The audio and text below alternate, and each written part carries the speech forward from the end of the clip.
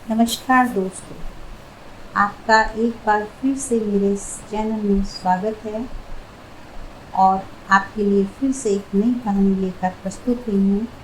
बावरा। लीजिए सुनिए।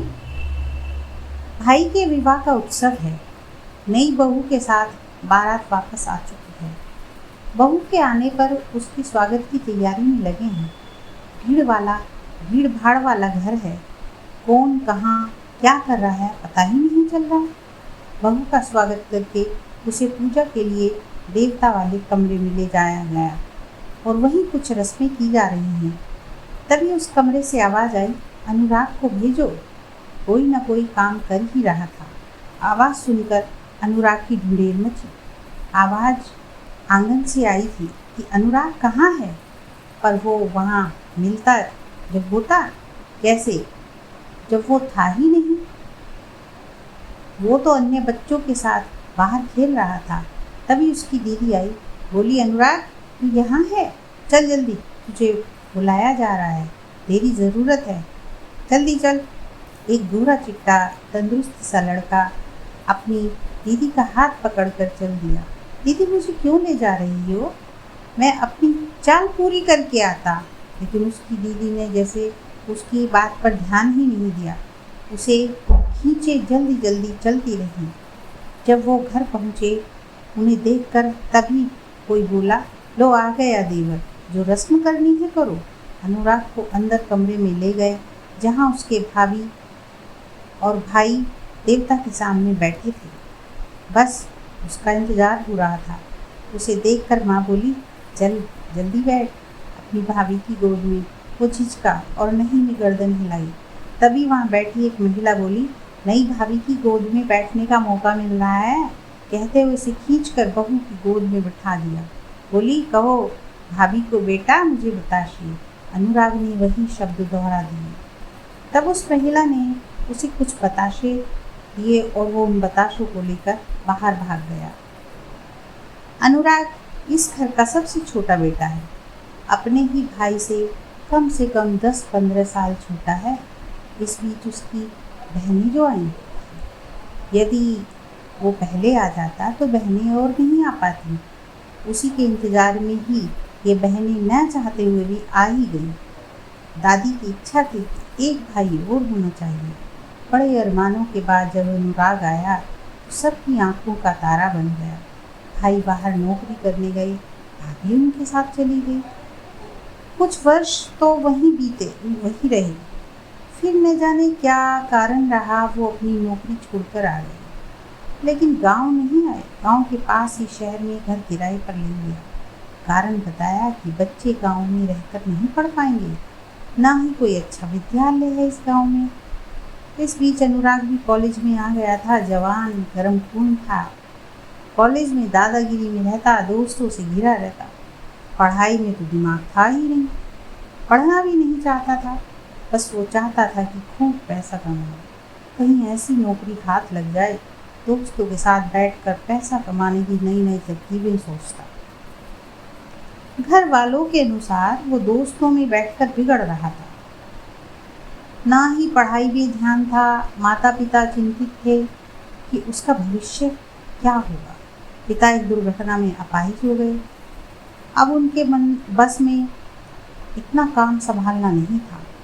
अब सारी जिम्मेदारी अनुराग के ऊपर थी। बड़ा भाई तो बाहर रहता। अभी सारी जिम्मेदारी उठाने के लिए अनुराग तैयार नहीं था। उसने भाई से कहा तो भाई ने जवाब दिया, मैं यहाँ रहता हूँ, यहाँ की जिम्मेदारी भी मुझ पर है, तुम्हें भी तो कुछ ना कुछ काम करना ही है, तो तुम खेती ही संभाल लो। घर का सारा खर्चा गांव से ही आ जाता। किसी कारण से अनुराग शहर आया था। देखा भाई का चेहरा उतरा हुआ था। अनुराग ने परेशानी का कारण पूछा। भाई ने बताया कि बच्चों का दाखिला किसी अच्छे विद्यालय में नहीं मिल रहा, अभी तक प्रवेश पत्र ही नहीं मिला। भाई की बात सुनकर अनुराग ने कहा, आप चिंता न करो, सब काम हो जाएगा। और उसने अपनी पहुंच से थोड़ी भाग दौड़ से दोनों बच्चों को प्रवेश दिलवा दिया। अनुराग इसी तरह से भाई की समस्याओं को अपने ऊपर ले लेता। वो गांव से रोजाना बच्चों के लिए दूध लाता। अपने बड़े भाई को उसका बहुत सहारा हो गया था। कोई भी समस्या होती तो अनुराग संभाल लेता। अब दोस्तों का साथ भी कम हो गया और उसकी जिम्मेदारी बढ़ती चली गई। भाई ने कभी अनुराग को पढ़ने या अपने साथ रहने के लिए नहीं कहा। कहते तो पिताजी का की देखभाल कर और खेती देखना। लेकिन माँ तो अपने बेटे के लिए चिंतित थी। कभी कभी पिता से कहती, पता नहीं हमारे अनुराग की किस्मत में क्या लिखा है, ना ही पढ़ पाया ना ही नौकरी लगी, इसका कोई रिश्ता भी नहीं आया, कैसे कटेगी इसकी जिंदगी। यही बातें अपनी बेटियों से भी कही। एक बहन ने सलाह भी दी, गांव में रहने वाले लड़के से कोई विवाह नहीं करेगा, शहर में भाई के साथ रहेगा तभी कोई अच्छा सा रिश्ता आ सकता है। शहर में चाहे कितनी भी परेशानियां हों लेकिन सब शहर में ही रहना चाहते हैं। माँ के कहने पर बड़ा मकान लिया गया जिसमें दोनों भाइयों का परिवार रह सके। बहन की सोच सही निकली, रिश्ता भी आया और विवाह भी हो गया। लड़की पढ़ी लिखी तेज थी। उसने आते ही माँ का माहौल भांप लिया कि बड़ा भाई छोटे भाई से मात्र काम कराने के और कोई मतलब ही नहीं रखना चाहता। उसे ताज्जुब था कि अनुराग अभी तक समझ ही नहीं पाया। अनुराग जिसे प्यार, अपनापन, अपने लोग समझ रहा था वो तो मात्र भ्रम था। वो उसका इस्तेमाल कर रहे थे। प्यार में ये सब चीजें कहाँ देखी जाती हैं। भाभी समझ गई कि नई बहू को बहलाया नहीं जा सकता, इसके बाद फैला दी। नई बहू घर तोड़ना चाहती है। वो तो नई घर तोड़ने की बात कर रही है। अनुराग पर परिवार का असर ज़्यादा था। उसने ये बात मान ली। जब पत्नी ने समझाना चाहा तो अनुराग ने उसकी एक भी बात नहीं मानी, क्योंकि भाभी तो अपना पासा पहले ही फेंक चुकी थी। पुष्पा को भी समझाने लगा, अपना ही परिवार है, अपने ही बच्चे हैं, तुम घर परिवार को तोड़ने की बात ना करो। वो तो अपने बच्चे भी बनाने को तैयार नहीं था, लेकिन माँ की इच्छा का मान रखा। माँ कहती, मेरी इच्छा है कि मेरे जीते जी तेरे बच्चे का मुँह देखना चाहती हूँ।